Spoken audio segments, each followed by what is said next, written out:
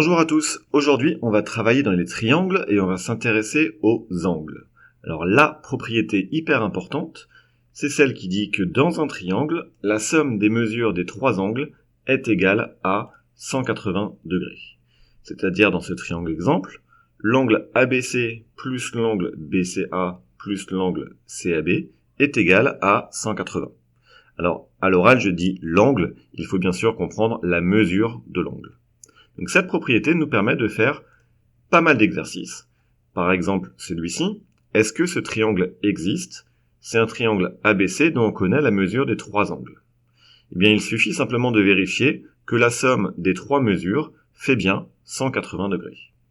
Donc je regarde, l'angle ABC ici, il mesure 79, l'angle BAC 56, et l'angle, alors ce ne sera pas CBA, c'était plutôt ACB, il mesure 38 degrés. Je calcule cette somme. 79 plus 56 plus 38, et j'obtiens 173 degrés. Est-ce que c'est 180? Bah non, bien sûr que non. Donc 173 est différent de 180, et ça, ce n'est pas possible. Ça veut simplement dire que mon triangle ABC, en fait, n'existe pas. Ce n'est pas un triangle. ABC n'est donc pas un triangle. Exercice suivant, toujours basé sur cette propriété.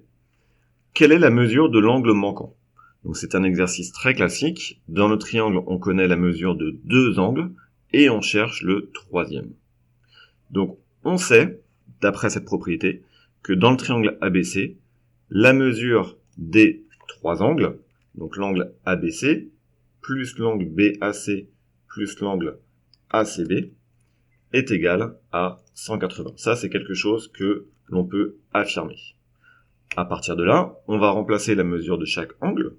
Donc on aura 29 pour l'angle ABC, plus l'angle BAC, on ne le connaît pas, donc je vais simplement recopier, plus 113 est égal à 180.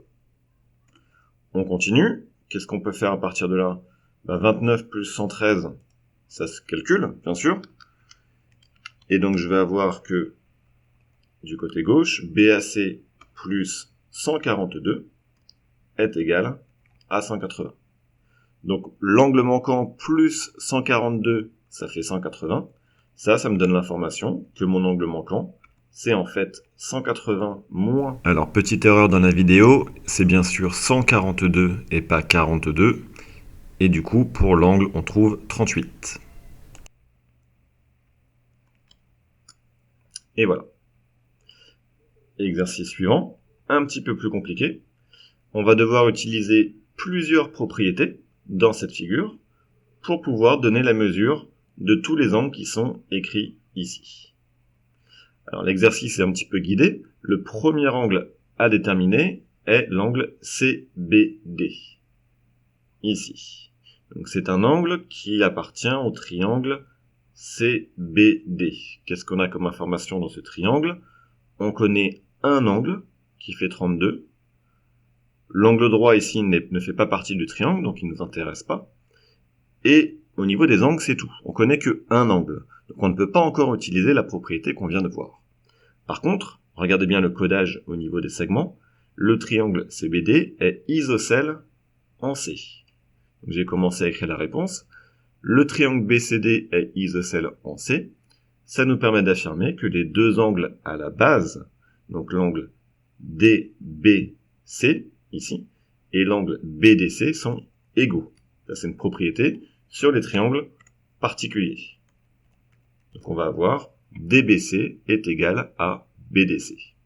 Or, la mesure de l'angle BDC, on la connaît, c'est 32. Donc ça nous permet directement de dire que l'angle DBC, du coup, est égal à 32 degrés, tout simplement. Voilà un angle de trouver ici. Maintenant, pour trouver l'angle BCD, eh bien ça y est, dans le triangle BCD, on connaît deux angles sur 3. Donc le troisième, on va pouvoir le déterminer grâce à la propriété. Du coup, dans le triangle BCD, on n'a que la somme des mesures des trois angles est égale à 180, comme toujours. Ça veut dire que l'angle BCD, qu'on ne connaît pas, plus CDB, c'est 32, plus DBC, c'est 32, égale à 180. Et on avance comme tout à l'heure. L'angle BCD plus 64 est égal à 180. Et du coup, l'angle BCD, ça va être égal à 180 moins 64. Et donc, on va voir directement que l'angle BCD est égal à 116 degrés. Et voilà un nouvel angle trouvé, l'angle BCD. On avance un petit peu, on nous parle après de l'angle BCA. Alors, donc BCA, il est dans le triangle ABC, mais je connais aucun angle, donc la propriété ici ne m'est pas utile. En revanche, je peux m'apercevoir que l'angle BCA qu'on cherche et l'angle BCD qu'on vient de trouver, ce sont deux angles supplémentaires.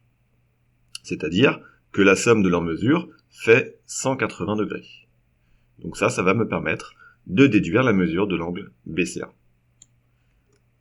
Donc, on rédige. Je sais que l'angle BCA et puis BCD sont supplémentaires. Donc, ça me permet d'écrire que la mesure de l'angle BCA plus celle de BCD est égale à 180. Je remplace.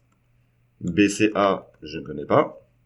En revanche, BCD, je l'ai eu juste avant, c'était 116 degrés. Donc BCA plus 116 égale à 180.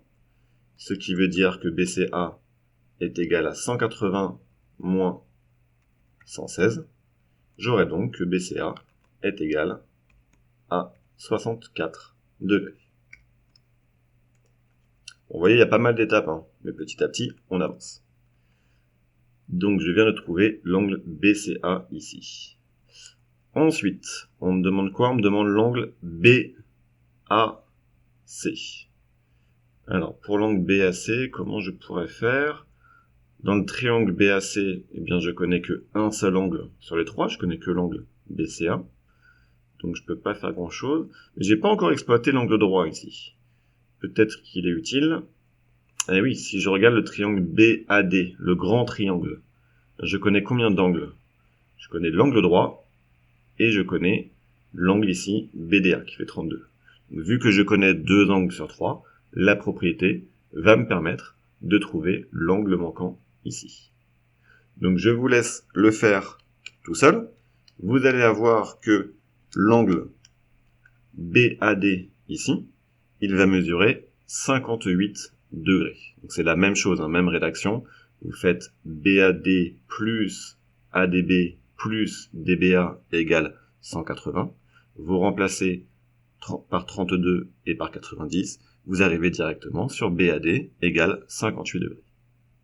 Et une fois que vous avez fait ça, dans le triangle BAC, vous connaîtrez du coup la mesure de deux angles.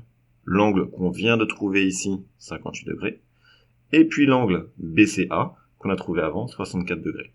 Cela vous permettra de trouver la mesure de l'angle ABC, la dernière qui nous manque, et vous allez trouver du coup une mesure de 58 degrés également. Et voilà. Si tu penses avoir compris, alors abonne-toi à ma chaîne et viens vite sur contrôledemaths.com. Tu y trouveras toutes mes vidéos, des cours et des exercices aléatoires corrigés. À bientôt.